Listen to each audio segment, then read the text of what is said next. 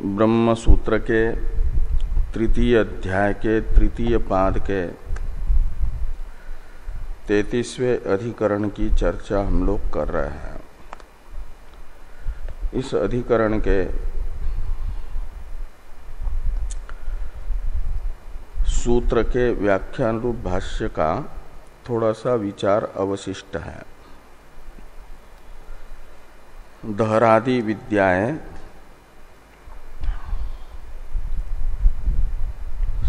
सब मिलकर के एक समस्त विद्या होगी इत्याकारक पूर्व पक्ष का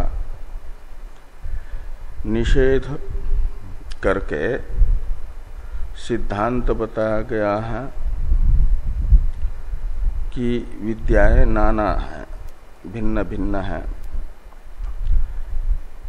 दहरादि उपासनाओं के भिन्न होने में हेतु बताया गया शब्दादि भेदात। शब्द भेद और आदि शब्द से ग्राह्य फल भेद, समाख्या भेद एवं गुण भेद, इन चार हेतुओं से सिद्धांती बताते हैं दहरादि उपासनाएं भिन्न भिन्न हैं।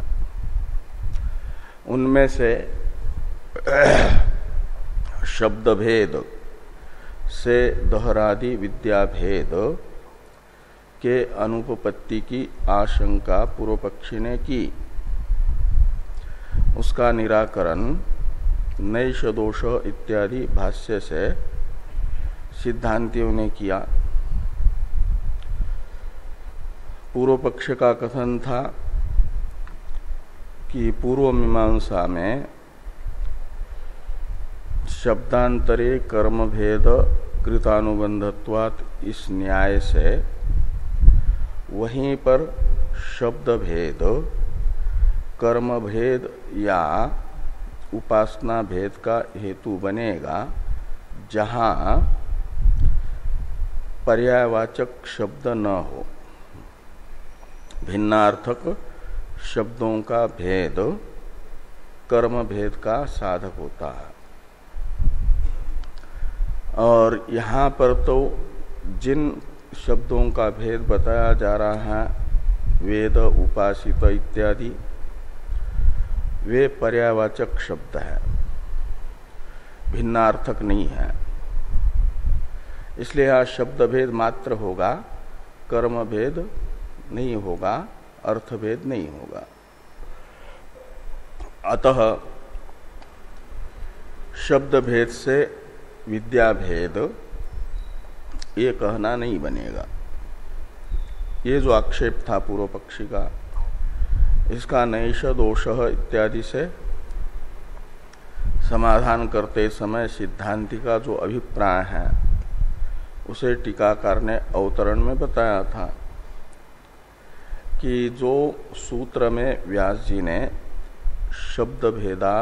शब्दादि भेदात हेतु बताया है विद्या भेद के साधक के रूप में, वहां शब्द भेद यह हेतु समुच्चय अभिप्राय से है,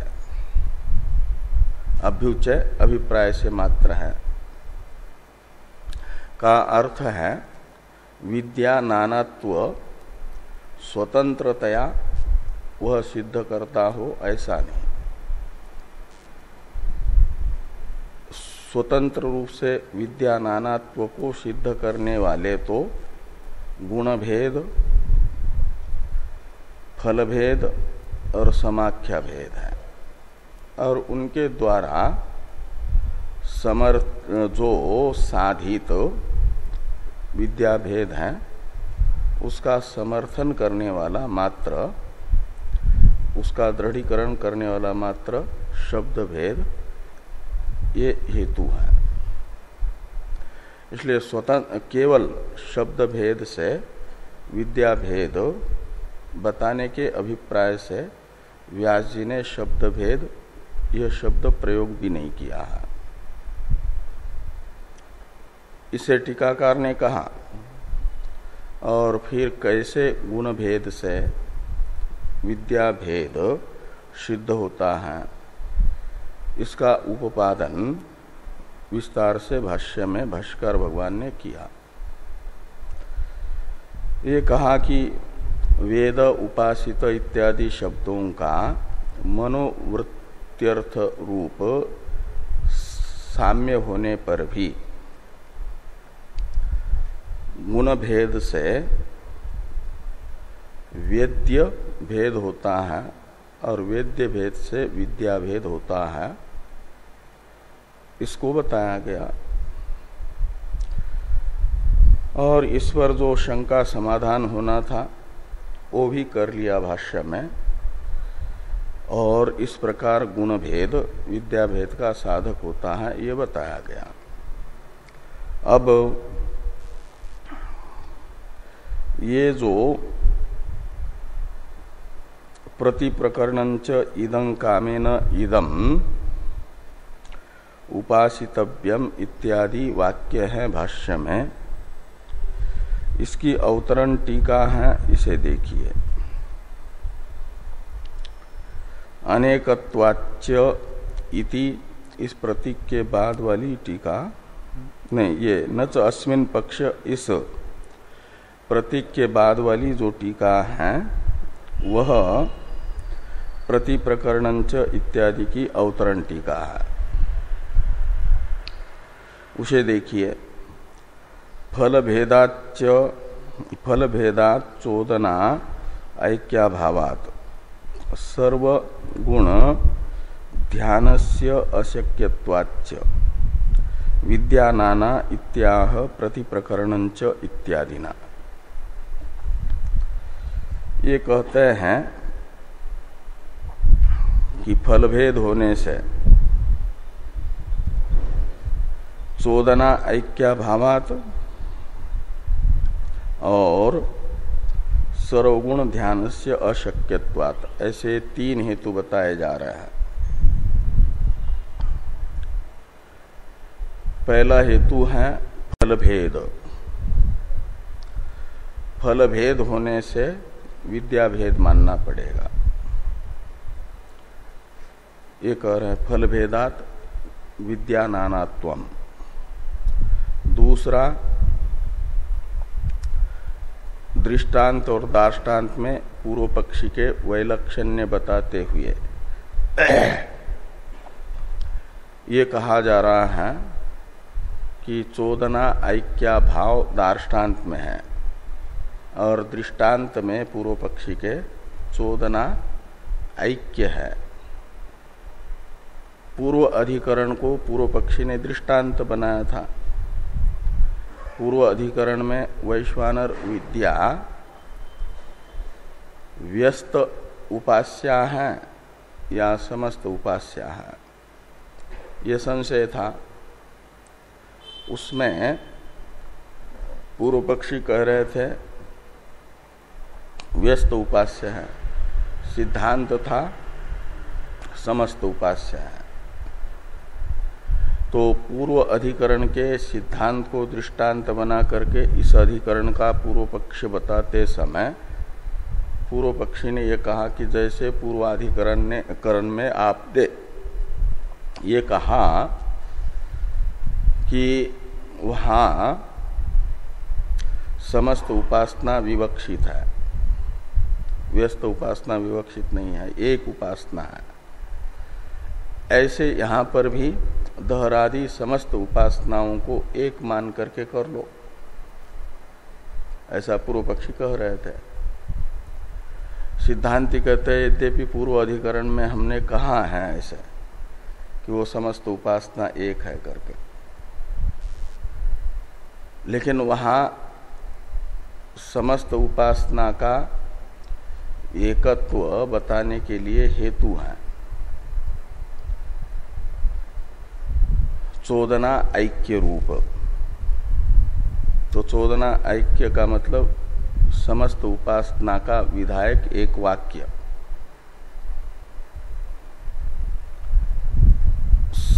तस्य हवा एतस्य मूर्धैव सुतेजा इत्यादि वाक्य तो बताता है समस्त उपासना का फल और स्वरूप, और इस स्वरूप वाला मूर्धादि जिसका दिवलोकादि है, तो दिवलोकादि रूप मूर्धादि वाला एक जो समस्त अंगी है, उसकी उपासना करने वाला जो उपासक, उसका समस्त लोकों में और सभी प्राणियों के शरीर से अन्न अत्रित्व रूप फल बताया गया। वहां पर वो वाक्य समस्त उपासना का विधायक एक विद्यमान है, इसलिए वहां पर चोदना ऐक्य है। समस्त उपासना का विधायक एक वाक्य है। ऐसे यहाँ दहरादि एक एक अवयवों की एक एक उपासनाएं हैं अवयवभूता, ऐसा पूर्व पक्षी के अनुसार मानते हैं यदि, और उन सब दहरादि अवयव रूप अवयव उपासनाओं की एक अंगी रूप उपासना बताने वाला कोई न कोई वाक्य होना चाहिए न, जैसे पूर्वाधिकरण में है। ऐसा समस्त उपासना का विधायक कोई वाक्य न होने से चोदना ऐक्याभावात का अर्थ है। समस्त उपासना के विधायक वाक्य का अभाव होने से। एक हेतु विद्या नानात्व, जैसे वहां समस्त उपासना का विधायक वाक्य है, ऐसा यहाँ समस्त उपासनाओं का विधायक कोई वाक्य न होने से विद्या नानात्व, ये दूसरा हेतु हो जाएगा। और तीसरा है ये जो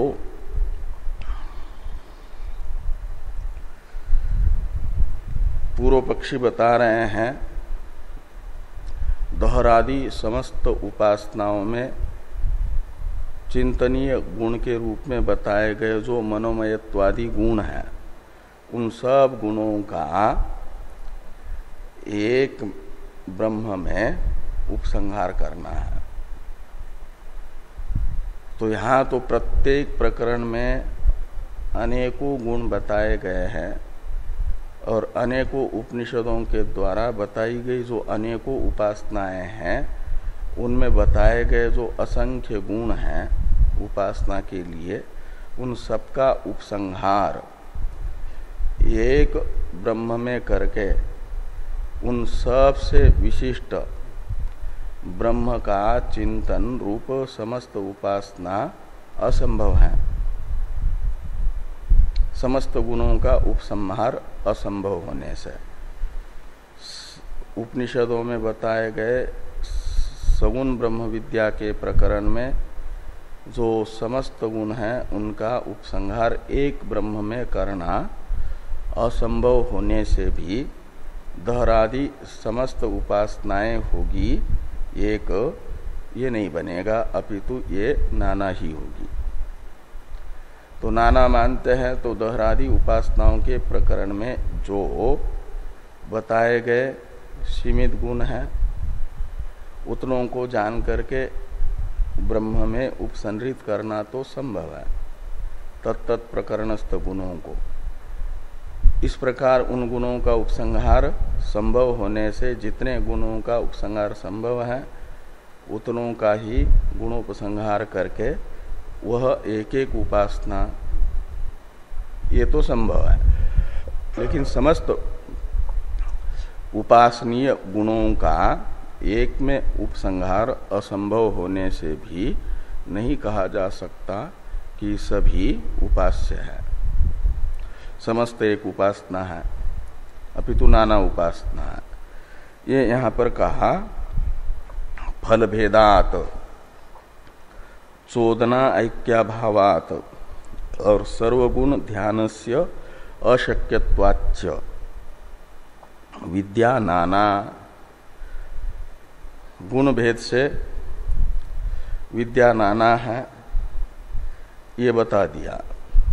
और ये फल भेद, चोदना, ऐक्याभाव तथा समस्त गुणों का उपसंहार असंभव, इन हेतुओं से भी विद्या नानात्व को बताने वाला भाष्य का अवशिष्ट ग्रंथ है। इस अभिप्राय से भाष्य में लिखते हैं,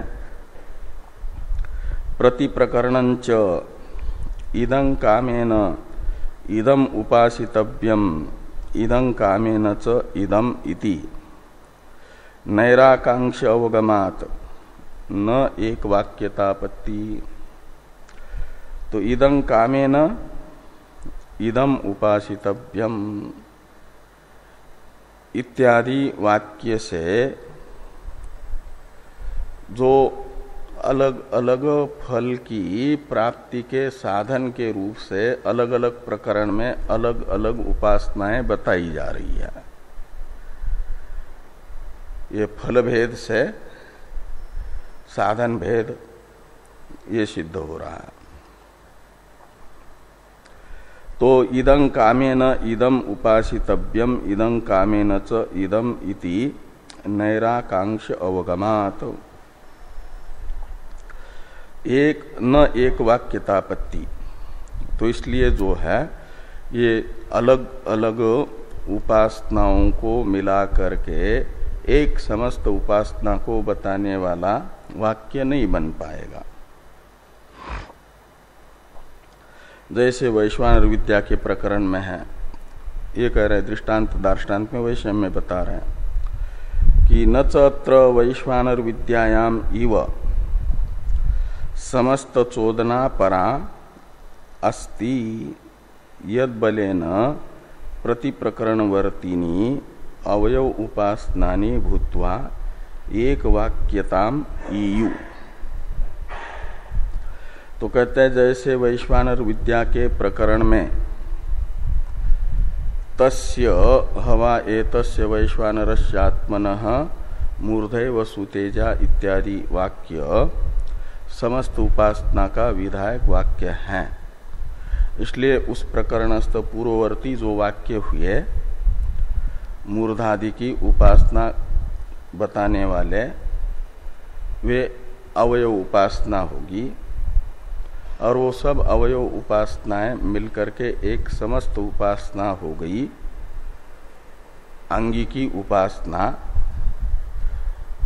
उसका विधान करने वाला वाक्य वहां पर जैसा है ऐसे कोई प्रत्येक प्रकरणस्थ दहरादि उपासनाओं को अवयव उपासना बताने वाला और उन दहरादि उपासनाएं अवयव हैं जिस एक समस्त उपासना की, ऐसे अंगी उपासना का विधायक कोई वाक्य नहीं है, श्रुति वाक्य, जिससे कि ये सिद्ध होता कि दहरादि अवयव उपासना है और उन अवयव उपासनाओं की मिल करके एक समस्त उपासना है, ये सिद्ध हो सके। ऐसी कोई समस्त उपासना की विधि नहीं है, समस्त उपासना का विधान करने वाली श्रुति नहीं है। ये यहाँ पर कहा कि अत्र याने ये पूर्व पक्ष के मत में वैश्वानर विद्यायाम इव समस्त चोदना परा श्रुति नास्ति, पूर्व पक्ष का विद्या एकत्व का निश्चायक कोई श्रुति वचन ऐसा है नहीं जो इन सब उपासनाओं को अवयव उपासना बता सके। और इन सब उपासनाएं ये अवयव है जिस अवयवी की, ऐसी अवयवी उपासना का विधान करने वाला वाक्य होता।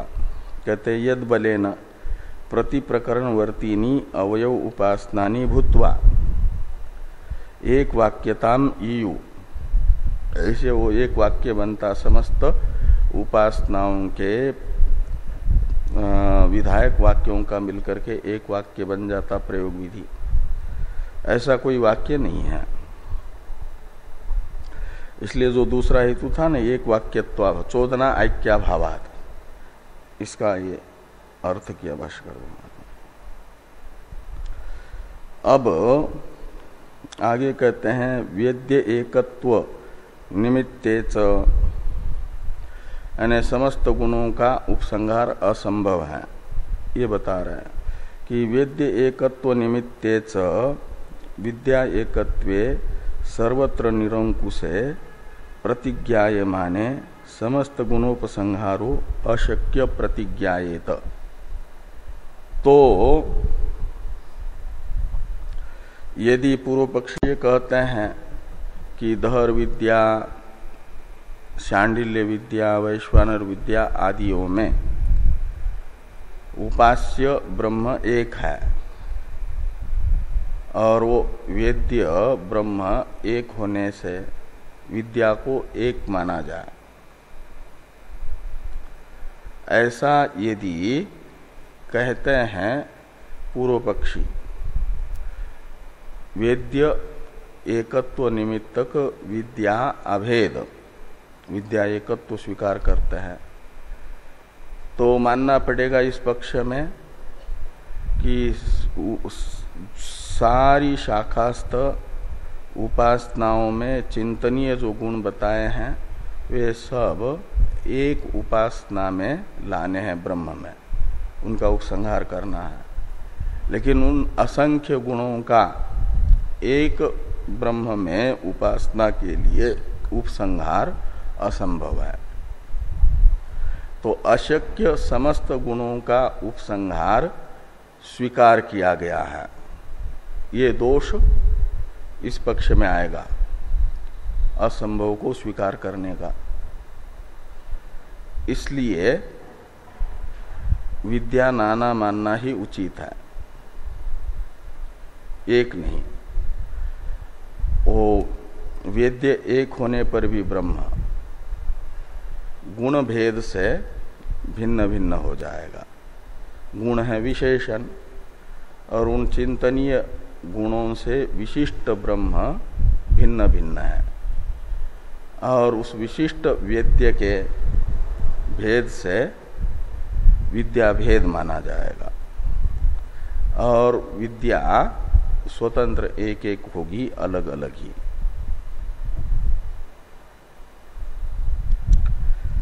इस प्रकार यहां तक नाना शब्दादि भेदात इस सूत्र की व्याख्या भाष्य में हो गई।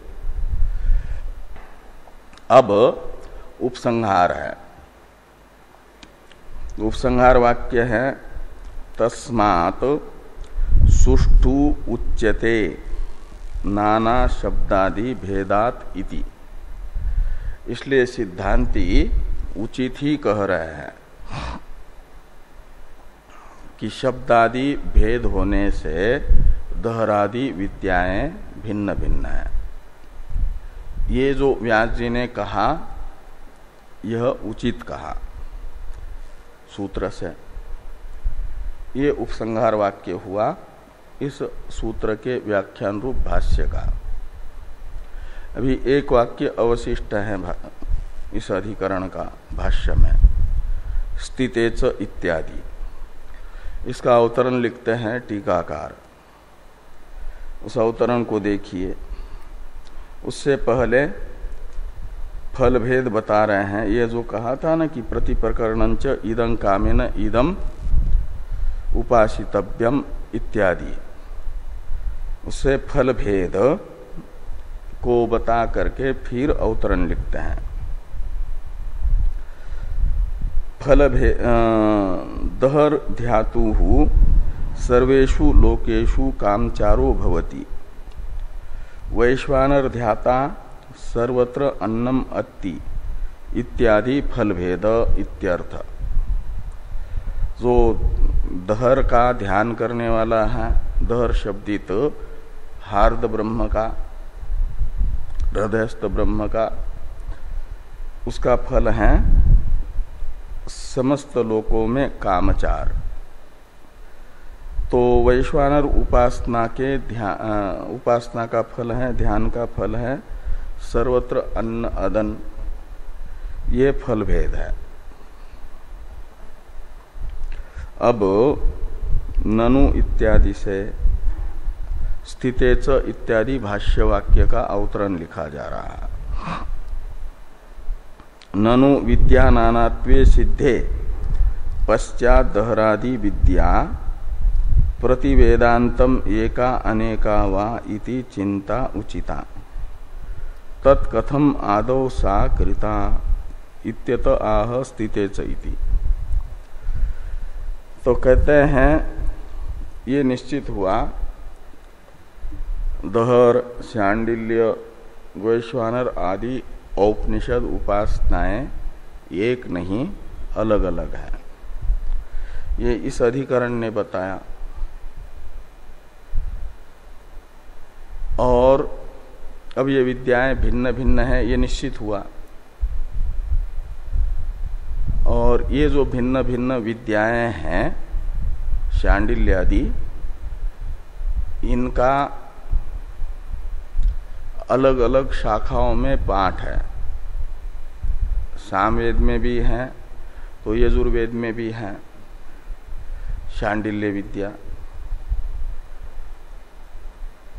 यानी ये शांडिल्य दहरादि विद्या आपस में भिन्न है, ये इस अधिकरण ने कहा। अब विद्या विशेष जो शांडिल्य विद्या है छांदोग्य शाखा में बताई गई और यजुर्वेद में बताई गई जो शांडिल्य विद्या,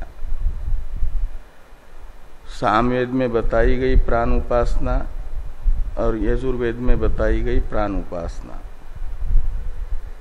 ये अलग अलग हैं या एक है, इसका विचार पहले हो चुका है। वो शांडिल्य विद्या एक बताई गई है, भले ही अलग अलग वेद में आई। हाँ हाँ, तो कहा ये सब चर्चा तो पहले ये निश्चित होता कि दहरादि विद्याएं अलग अलग है। ये निश्चित होने के बाद फिर ये शांडिल्य विद्या ही अलग अलग वेद में बताई गई, वो अलग अलग है कि एक है, इसका विचार होता तो एक उचित क्रम माना जाता। लेकिन उनका तो विचार पहले ही हो गया, पहले अधिकरण गया हो। और अब यहाँ पर ये दहरादि विद्याएं भिन्न भिन्न हैं, इसका निश्चायक अधिकरण आ गया। ये क्रम में कुछ असंगति लगती है, अधिकरण के क्रम में असंगति की आशंका यहाँ पर की जा रही है। उसका समाधान करने वाला स्थितेच इत्यादि भाष्य वाक्य है। इस वाक्य का अंतिम जो भाष्य में वाक्य आ रहा है, इसका संबंध इस अधिकरण के साथ मात्र नहीं है, इस अधिकरण के क्रम की संख्या संगति के साथ है कि ये अधिकरण का क्रम कहाँ पर होना चाहिए, क्या होना चाहिए। तो इसलिए टीकाकार लिखते हैं कि ननु विद्या नानात्वे सिद्धे, ये दहरादि विद्याएं अलग अलग हैं, ये निश्चित होने पर, सिद्धे का अर्थ है निश्चिते सती, पश्चात दहरादि विद्या प्रतिवेदांतम एका अनेका वा इति चिंता उचिता। तो फिर ये जो दहरादि विशेष विशेष विद्याएं हैं जो अनेक शाखा में प्रतीत हो रही है, वे अलग अलग है कि एक है, इत्याकारक विचार करने वाले अधिकरण बाद में आते हैं। पहले इनके भेद को सिद्ध करने वाला अधिकरण आता और फिर विद्या विशेष जो दहरादि है अलग अलग शाखास्थ, वह भिन्न भिन्न है कि एक है, इस संशय का निराकरण करने वाले अधिकरण आते। तो पश्चात दहरादि विद्या प्रतिवेदांतम एका अनेका वा इति चिंता उचिता, ये विचार बाद में उचित होता, इस अधिकरण के बाद में होता, तो क्रम ये उचित माना जाता। तत्कथम आदौ साकृता, तो पहले ही अलग अलग प्रकरणस्थ दहरादि विद्याएं अलग अलग है कि एक है ऐसा संशय करके वे एक है ये निर्धारण कर दिया। ये विचार पहले ही करना असंगत लगता है, क्रम में विसंगति प्रतीत होती है। ये पूर्व पक्षी ने शंका की। इत्यत आहा, पूर्व पक्षी के द्वारा इस प्रकार क्रम के विसंगति विषयक आशंका किए जाने पर इत्यतः का अर्थ निकलेगा। आह यानी सिद्धांती इस पूर्व पक्षी के आशंका होने पर ये कहते हैं, स्थिते च एतस्मिन् अधिकरणे सर्व वेदांत प्रत्ययम इत्यादि द्रष्टव्यम। स्थिते च एतस्मिन् अधिकरणे, इसमें स्थिते का अर्थ है निश्चिते, सिद्धे। तो ये तस्मिन् अधिकरणे सिद्धे सति, ये समझना कि इस अधिकरण को सिद्धवत करके फिर इस पाद के पूर्ववर्ती अधिकरणों का विचार प्रारंभ हुआ है,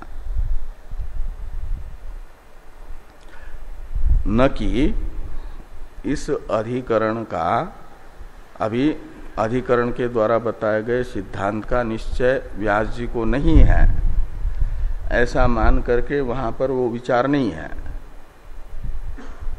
व्यास जी ने उन विचारों को, विचार रूप अधिकरणों को पहले ये समझ करके रखा है कि ये विद्याएं भिन्न भिन्न ही हैं, ये समझ करके पहले विचार हुआ है। इस अभिप्राय से लिखते हैं कि सिद्ध्याने स्थिते च ये तस्मिन् अधिकरणे सर्व वेदांत प्रत्ययम इत्यादि द्रष्टव्यम। अर्थात ये निकलता है, टीकाकार कहते हैं कि विद्या नानात्व अधिकरणम पादादा वेव संगतम, अत्र प्रासंगिकम इति भावः। क्रम देखा जाए तो इसका पाद के प्रारंभ में ही क्रम बनता है, और यहां पर यह अधिकरण प्रासंगिक है और प्रकृत माना जाएगा शुरू में ही। हाँ, तो पाद के प्रारंभ में ही नाना शब्दादि भेदात ये अधिकरण रहेगा, फिर सर्व वेदांत प्रत्ययम इत्यादि अधिकरण आएंगे। ये तो क्रम है, और ये क्रम समझ करके ही पूर्व में वो विचार व्यास जी ने किया है, और यहां पर इस अधिकरण को प्रकृत न समझ करके प्रासंगिक समझना, ये यहां पर हुआ। इस प्रकार ये जो अधिकरण है शब्दादि भेदाधिकरण, इसका विचार पूरा हो जाता है। अब अधिकरण आ रहा है विकल्पाधिकरण।